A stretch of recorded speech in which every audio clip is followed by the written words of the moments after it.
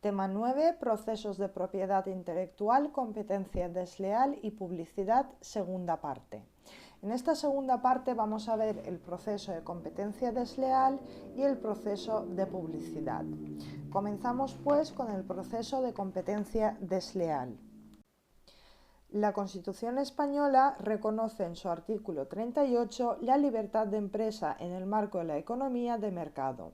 Los poderes públicos garantizan y protegen su ejercicio y la defensa de la productividad, de acuerdo con las exigencias de la economía general y, en su caso, de la planificación. El proceso de competencia desleal se encuentra regulado de un lado en la LEC y de otro en la Ley 3/1991 de competencia desleal, en adelante LCD. Esta LCD tiene por objeto, conforme indica su artículo 1, la protección de la competencia en interés de todos los que participan en el mercado y a tal fin establece la prohibición de los actos de competencia desleal, incluida la publicidad ilícita en los términos de la Ley General de Publicidad.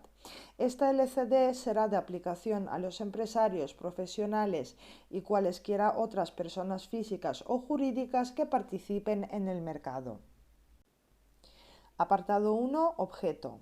La deslealtad de un determinado comportamiento viene determinada por la evidenciable ausencia de buena fe del empresario o profesional que lo realiza. De las relaciones entre el empresario o profesional y sus consumidores o usuarios, cabe esperar una especial diligencia profesional que se traduce en extremar e incluso maximizar el nivel de competencia y cuidado conforme a prácticas honestas dentro del mercado, con elusión a cualquier práctica que distorsione o pueda distorsionar de manera significativa el comportamiento económico del consumidor medio o, según el artículo 4 de la LCD, del miembro medio del grupo destinatario de la práctica, si se trata de una práctica comercial dirigida a un grupo concreto de consumidores. Dentro del concepto de competencia desleal y en proporción a la capacidad de innovación, reinvención y creación de nuestros profesionales y empresarios, pueden destacarse las siguientes conductas desleales.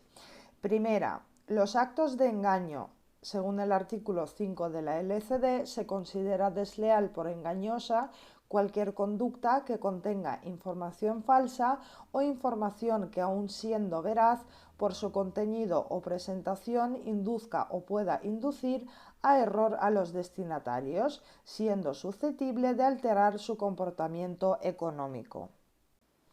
Segunda, los actos de confusión, según el artículo 6 de la LCD. Se considera desleal todo comportamiento que resulte idóneo para crear confusión con la actividad, las prestaciones o el establecimiento ajenos. Tercera, las omisiones engañosas, según el artículo 7 de la LCD. Se considera desleal la omisión u ocultación de la información necesaria para que el destinatario adopte o pueda adoptar una decisión relativa a su comportamiento económico con el debido conocimiento de causa. Es también desleal si la información que se ofrece es poco clara, inintangible, ambigua, no se ofrece en el momento adecuado o no se da a conocer el propósito comercial de esa práctica cuando no resulte evidente por su contexto. Cuarta, las prácticas agresivas, según el artículo 8 de la LCD. Se considera desleal todo comportamiento que, teniendo en cuenta sus características y circunstancias, sea susceptible de mermar de manera significativa mediante acoso, coacción, incluido el uso de la fuerza o influencia indebida, la libertad de elección o conducta del destinatario en relación al bien o servicio y, por consiguiente, afecta o puede afectar a su comportamiento económico. Quinta, los actos de denigración. Según el artículo 9 de la LCD, se considera desleal la realización o difusión de manifestaciones sobre la actividad, las prestaciones, el establecimiento o las relaciones mercantiles de un tercero que sean aptas para menoscabar su crédito en el mercado, a no ser que sean exactas, verdaderas y pertinentes. El artículo 32 de la LCD establece las distintas pretensiones que cabe entablar contra estos actos de competencia desleal, incluida la publicidad ilícita. La primera es declarativa y bajo el título Acción declarativa de deslealtad se contrae a solicitar del juez la declaración con efectos ex nunc, esto es, desde que se realizó el acto, del reconocimiento expreso de la mala fe, de la negligencia o en su caso de la ausencia de honestidad profesional o empresarial en la realización de una concreta actuación por parte de una determinada persona física o jurídica que participa en el mercado mediante un pronunciamiento declarativo de esta deslealtad. Normalmente todos los procesos de competencia desleal integran esta pretensión declarativa de deslealtad por constituir el necesario punto de partida de las restantes, puesto que si la conducta no es calificada por el juez como desleal, entonces no continuará conociendo de las restantes pretensiones de cesación, remoción, rectificación, resarcimiento y enriquecimiento injusto. Ahora bien, la solicitud de declaración ante el juez de la deslealtad de la práctica empresarial o profesional no constituye la totalidad del proceso de competencia desleal, puesto que la persona o personas perjudicadas por dicha conducta procurarán al propio tiempo y en el mismo proceso solventar ese conflicto, para lo cual habrán de adicionar otras pretensiones de condena como las que enunciaremos a continuación. La primera, por razón de la relevancia con la que debe operar, es la acción de cesación de la conducta desleal o de prohibición de su reiteración futura. Asimismo, podrá ejercerse la acción de prohibición si la conducta todavía no se ha puesto en práctica. Esta acción integra tres posibles pedimientos. Así, la primera pretensión se refiere a la condena a un no hacer de una conducta desleal que se está produciendo, esto es, el cese de la conducta desleal actual o presente. La segunda pretensión también se refiere a la condena de un no hacer, pero referida a un tiempo que está por venir. Y al fin, la tercera y última pretensión también se refiere a la solicitud de condena de un no hacer, pero se contrae a la solicitud ante el juez de la prohibición de una conducta que todavía no se ha puesto en práctica, pero que la persona hipotética y potencialmente afectada prevé fundada y razonablemente que pueda llegar a realizarse. Las restantes pretensiones de condena contempladas por la LCD en su artículo 32 son las siguientes. Primera, remoción de los efectos producidos por la conducta desleal. Segunda, rectificación de las informaciones engañosas, incorrectas o falsas. Tercera, resarcimiento de los daños y perjuicios ocasionados por la conducta desleal si ha intervenido dolo o culpa del agente. Y cuarta, enriquecimiento injusto, que solo procederá cuando la conducta desleal lesione una posición jurídica amparada por un derecho de exclusiva u otra de análogo contenido económico. La interposición conjunta o individualizada de alguna o algunas de estas pretensiones comporta que el actor, tanto en la fase de alegaciones como en el de la prueba, deba incorporar unos razonamientos y mecanismos confirmatorios adecuados a la pretensión concretamente instada. Así, la prosperidad de la concreta pretensión de enriquecimiento injusto dependerá, en primer lugar, de la alegación y prueba del beneficio de la exclusividad, así como, en segundo, de la agresión sufrida en un ámbito profesional o empresarial protegido, precisamente por esa exclusividad, de suerte que la reclamación se concretará tanto en la recuperación de lo ilícitamente sustraído como en la de lo que se ha dejado de obtener como consecuencia de esta agresión en un espacio de mercado protegido por un derecho de exclusiva u otro de análogo contenido económico. Apartado 2. Legitimación. La legitimación activa para interponer una demanda de competencia desleal corresponde a cualquier persona física o jurídica que participe en el mercado, cuyos intereses económicos resulten directamente perjudicados o amenazados por la conducta desleal. La legitimación activa para interponer la demanda de competencia desleal por enriquecimiento injusto solo corresponde al titular de la posición jurídica violada, pues el derecho de exclusiva tan solo produce un perjuicio en su persona y no en la de la sociedad en su conjunto. La legitimación activa para instar el proceso de competencia desleal cuando la demanda incorpore pretensiones distintas a las económicas también corresponde a las asociaciones, corporaciones profesionales o representativas de intereses económicos cuando resulten afectados los intereses de sus miembros.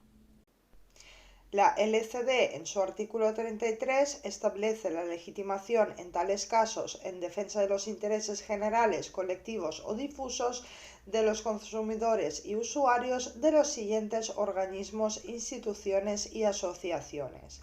1. El Instituto Nacional del Consumo y los órganos o entidades correspondientes de las comunidades autónomas y de las corporaciones locales competentes en materia de defensa de los consumidores y usuarios.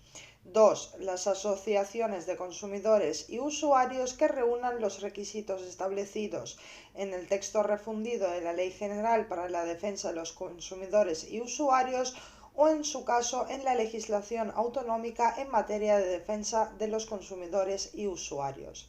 Y 3. Las entidades de otros Estados miembros de la Comunidad Europea constituidas para la protección de los intereses colectivos y de los intereses difusos de los consumidores y usuarios que estén habilitadas mediante su inclusión en la lista publicada a tal fin en el Diario Oficial de las Comunidades Europeas. Finalmente, el Ministerio Fiscal también goza de legitimación activa para ejercitar la acción de cesación en defensa de los intereses generales, colectivos o difusos de los consumidores y usuarios. La legitimación pasiva corresponde a cualquier persona que haya realizado u ordenado la conducta desleal o haya cooperado a su realización, con la sola excepción de la pretensión de enriquecimiento injusto, que tan solo podrá dirigirse contra el beneficiario del enriquecimiento. La LCD establece que si la conducta desleal se hubiera realizado por trabajadores u otros colaboradores en el ejercicio de sus funciones y deberes contractuales, las demandas que integren pretensiones no económicas deberán dirigirse contra el principal, es decir, el artífice de la deslealtad, que lo será el empresario y no sus empleados. Respecto a las acciones de resarcimiento de daño y de enriquecimiento injusto, se estará a lo dispuesto por el derecho civil. Apartado 3. Competencia. La competencia objetiva para conocer de los procesos de competencia desleal corresponde a los juzgados de lo mercantil. La competencia territorial para conocer de los procesos de competencia desleal está regulada entre los fueros de competencia territorial en casos especiales de la LEC, donde se advierte en su artículo 52 que en los juicios en materia de competencia desleal será competente el tribunal del lugar en el que el demandado tenga su establecimiento y, a falta de éste, su domicilio o lugar de residencia, y cuando no lo tuviere en territorio español, el tribunal del lugar donde se haya realizado el acto de competencia desleal o donde se produzcan sus efectos a elección del demandante. El fuero territorial establecido para los procesos de competencia desleal es imperativo, lo que comporta que los particulares no podrán alcanzar acuerdos en razón de la determinación de uno distinto al legalmente previsto, que lo será con carácter excluyente, en primer lugar, el juez del lugar en el que el demandado tenga su establecimiento; en segundo lugar, y siempre en defecto de éste, el juez del lugar del domicilio o residencia del demandado; y en tercer lugar, y también en defecto del anterior, a elección del demandante, alguno de los dos últimos fueros, esta vez opcionales, bien el juez del lugar donde se haya realizado el acto de competencia desleal, bien el del lugar donde se produzcan sus efectos.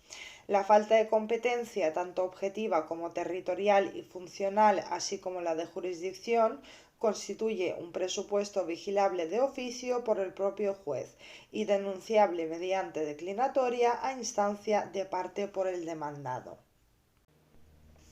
Apartado 4. Procedimiento. El proceso de competencia desleal se dilucidará con independencia de su cuantía por el ordinario, siempre que no verse exclusivamente sobre reclamaciones de cantidad, en cuyo caso se tramitará por el procedimiento que le corresponda en función de la cuantía que se reclame. Subapartado A. Plazo. El plazo de prescripción dispuesto por el artículo 35 de la LCD para interponer demandas de competencia desleal es doble.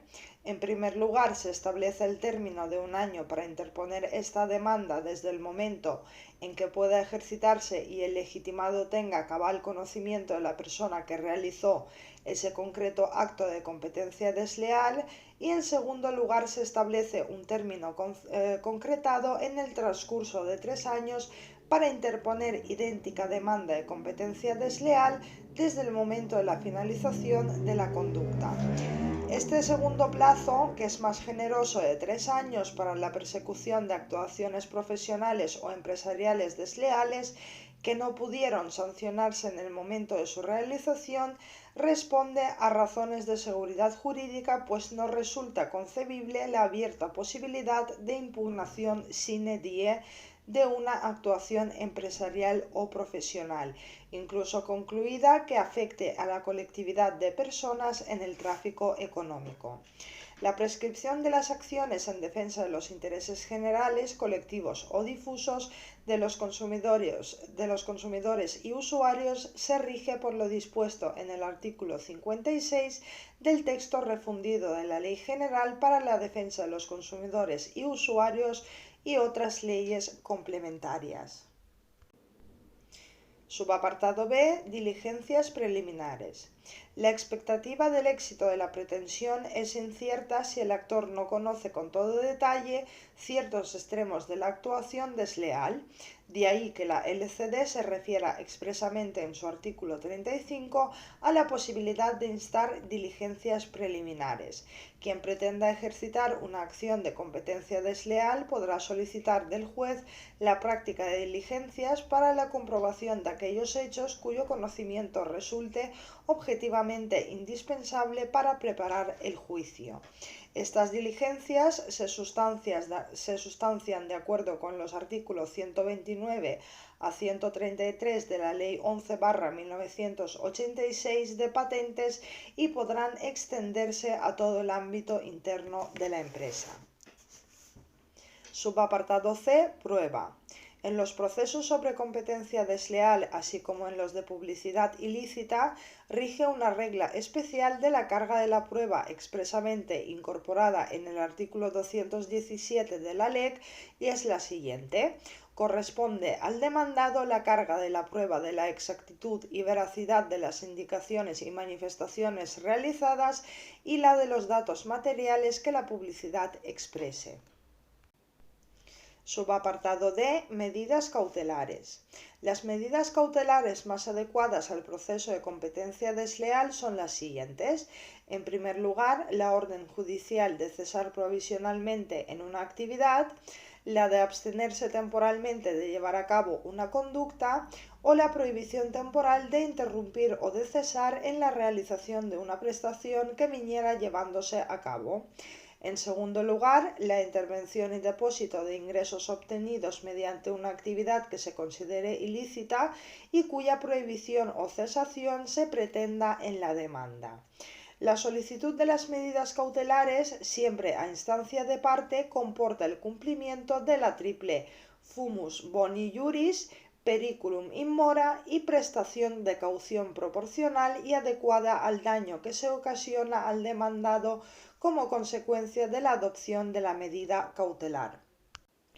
Conforme al artículo 727, cuando las medidas cautelares se soliciten en relación con los procesos incoados por demandas en que se pretenda la prohibición o cesación de actividades ilícitas, también podrá proponerse al tribunal que con carácter urgente y sin dar traslado del escrito de solicitud requiera los informes u ordene las investigaciones que el solicitante no pueda aportar o llevar a cabo y que resulten necesarias para resolver sobre la solicitud. Y por último, subapartado E, sentencia. Las sentencias dictadas en los procesos de competencia desleal gozan de plenos efectos de cosa juzgada y son impugnables con arreglo a las normas generales de los recursos establecidas en la LEC al respecto. En las sentencias estimatorias, el tribunal, si lo estima procedente y con cargo al demandado, podrá acordar la publicación total o parcial de la sentencia o, cuando los efectos de la infracción puedan mantenerse a lo largo del tiempo, una declaración rectificadora. Las pretensiones susceptibles de ser publicitadas son las siguientes. En primer lugar, la declarativa de deslealtad. En segundo, la de cesación de la conducta desleal, de prohibición de su reiteración futura o de prohibición de realización si la conducta todavía no se ha puesto en práctica. Tercera, la de remoción de los efectos producidos por la conducta desleal. Y cuarta, la de rectificación de las informaciones engañosas, incorrectas o falsas. Y terminamos el tema con el proceso de publicidad. El proceso de publicidad se regula en tres leyes: en la LEC, en la LCD y en la Ley 34/1988 General de Publicidad, en adelante LGP. La publicidad se relaciona con cualquier forma de comunicación realizada por una persona física o jurídica, pública o privada, en el ejercicio de una actividad comercial, industrial, artesanal o profesional, con el fin de promover de forma directa o indirecta la contratación de bienes muebles o inmuebles, servicios, derechos y obligaciones. Los destinatarios de esta publicidad son las personas a las que se dirija el mensaje publicitario o a las que éste alcance. El proceso de publicidad se entabla para sancionar la publicidad ilícita y merece tal consideración la relacionada en el artículo 3 de la LGP, concretada en los siguientes tipos de publicidad.